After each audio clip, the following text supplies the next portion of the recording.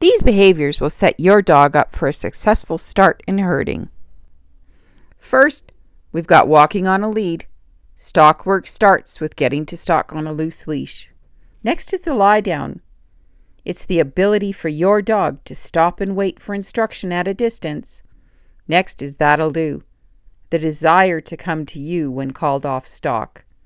And next is the instinct to control stalk, a desire to control, circle, or have an interest in stalk. So I go in and I reward her in the down position. Now I've moved back a little bit.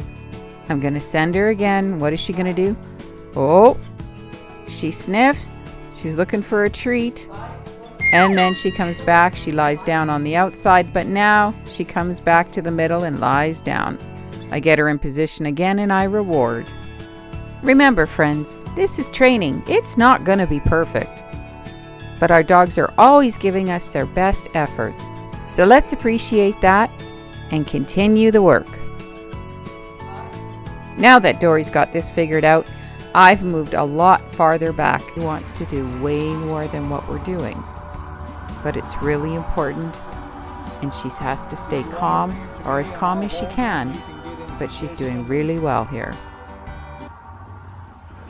We can do the same thing with a flirt pole and a toy. No sheep necessary. We can replicate that same exercise with the flirt pole and the toy.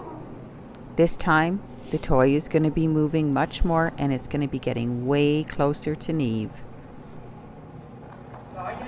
In session 2, we've upped the ante.